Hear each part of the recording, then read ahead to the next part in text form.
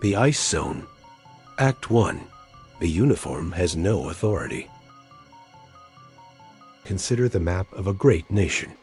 A vast landscape of order, or so it appears on the surface. But look closer, and you'll see the edges beginning to fray. You'll see lines being drawn not by geography, but by a sudden creeping silence. Imagine a city garage, a school parking lot, places that were once the unremarkable backdrop of daily life. Now they are something else. They are pockets of a new reality, where the uniform has no authority, where the badge carries no weight, and where the law is a ghost that has been told to move on. It is a world where your hard-earned money is held as a silent hostage by men behind mahogany desks, while the very people who protect your borders are forced to walk without a face and work without a name. You aren't just looking at a political standoff. You are looking at a fundamental shift in the frequency of a republic. The signs are up. The borders are closed from the inside. And the clock is ticking toward a Tuesday that may never arrive. You have just crossed a threshold where the forest is thick, the red tape is razor sharp, and the sunlight of common sense is beginning to fade. You have just entered the ICE Zone. Act 2. The $10 billion ransom.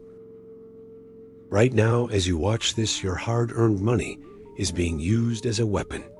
We at Political Detox have been following the money, and the trail leads directly to a $10 billion DHS funding package that is currently being held for ransom. Senator Chuck Schumer has the keys to the vault, and he has engineered a partial shutdown specifically to keep this $10 billion locked away until his demands are met. This isn't just about a budget. This is about a tactical strike. By keeping this specific $10 billion frozen, Schumer has ensured that the Border Patrol and ICE agents are working for free while the IRS manual processing centers remain dark. But here is the real kicker. While the people who send you your money are at home, the automated systems that take your money are fully funded and operational. They have the will to collect, but they lack the will to pay you back because of a shutdown they engineered.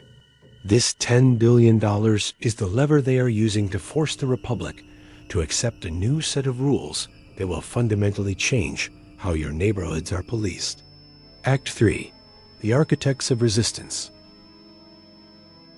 Today we are putting on our hard hats, and we are wading into some seriously turbulent waters. We at Political Detox have a stack of documents here that paint a picture of a conflict that isn't just happening in the headlines or on cable news. No, it's happening on city streets and state capitals and behind closed doors in Washington. It is much more tangible than you think. The material we are analyzing today describes what we call a state-level war and the systematic creation of ICE-free zones. Think about that term for a second. ICE-free zone. It sounds like something out of a dystopian novel, or maybe a demilitarized zone. But before we get ahead of ourselves, let's set the stage. This blueprint is titled Architects of the Sanctuary Resistance. Just by the title, you can tell this isn't some neutral government report. This is a text outlining a very specific, very charged narrative about 7 key political figures.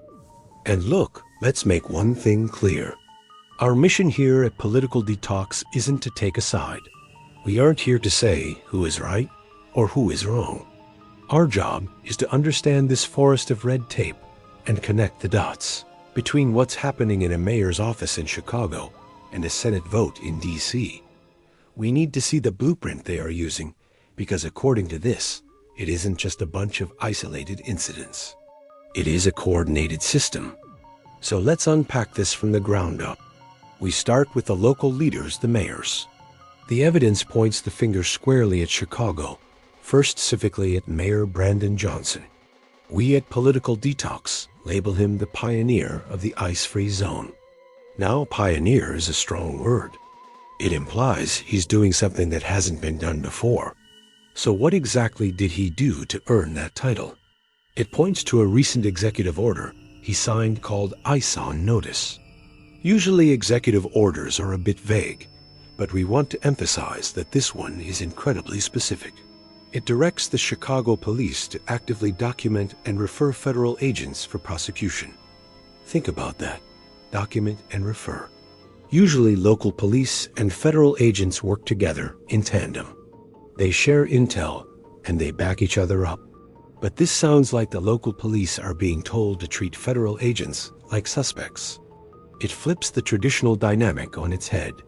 Instead of assisting federal law enforcement, they are being directed to monitor them. If a federal agent steps out of line, or even just operates in a way the city disagrees with, the local police are instructed to build a case against them. That creates an incredibly tense environment for an agent to operate in. You're looking over your shoulder at the local cops, who are supposed to be your partners. And it gets even more visual than just policy. We have been looking at the signage where the no-go zone concept becomes literal. We found a specific detail about elementary school parking lots and city garages. Mayor Johnson has turned these areas into prohibited spaces by literally putting up signs telling federal agents they aren't welcome. It's a physical manifestation of resistance. It's not just a memo. It's paint on a sign saying you cannot come in here. Imagine an agent pulling up to a city garage and seeing a sign that basically says, "Turn around, you have no authority here." It delegitimizes their entire presence. Act 4. Ground Zero and the Friction Tactics. Now that's Chicago. But we at Political Detox say Minneapolis is actually Ground Zero. Here, the focus is on Mayor Jacob Frey. The document calls him the Ground Zero architect. If Chicago is about signage and orders, Minneapolis is about the sheer volume of non-cooperation. There's a number in this analysis that is just jaw-dropping. 1,360. That is the number of ICE arrest detainers that Frey has refused to honor. Let's be clear on the jargon. A detainer isn't a casual request. It's a formal request from Homeland Security to a local jail that says, "Hey, you have this person we believe. They are removable. Please hold them for up to 48 hours so we can come get them." So you have over 1,000 instances where the feds said, "We need this person," and the city said, "No, we're releasing them." And we are very specific here. This list includes violent criminals. The argument is that the city is releasing potentially dangerous individuals back into the community. Frey argues that cooperating with federal agents erodes public trust, the classic sanctuary city argument. The idea that if the immigrant community thinks police are an arm of ICE, they won't report crimes. But we frame this as an obstruction tactic. It also mentions body cameras and masks. Frey played a role in demanding body cams for federal agents and implementing mask bans. Now on the surface, those sound like accountability measures, and we generally like transparency. But we at Political Detox argue these are actually tools of strategic friction. Strategic friction. The goal is to grind the gears until the machine stops. If you ban agents from wearing masks to protect their identities, or force them to wear body cams that might reveal sensitive tactics, you make their job exponentially harder. It's framed as reform, but it's actually sabotage. Then we have San Francisco Mayor Daniel Lurie, the West Coast Wall. His tactic is a bit different. Less about police orders and more about the courtroom. We describe his approach as using civil remedies. That's lawfare. It's using city resources to sue federal agents. Instead of saying "don't come here," they use the legal system to make it so costly and risky for agents to operate that it becomes a war of attrition. You've got Chicago with police intimidation, Minneapolis with regulatory friction, and San Francisco using litigation. A three-pronged attack at the city level. Act 5, the narrative cover and the DC handshake. We at Political Detox say this doesn't stop at the city limits.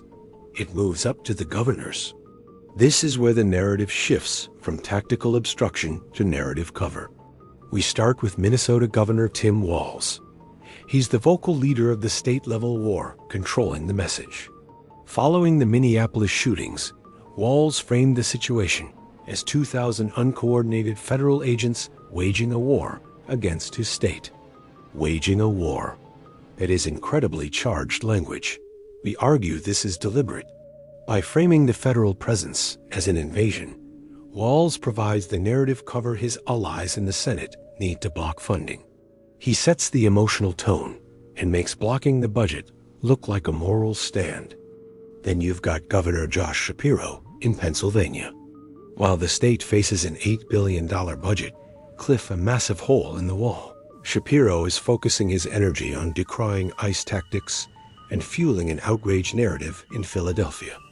We are accusing him of engaging in political theater while the House is burning down using federal law enforcement as a convenient punching bag to keep his base happy.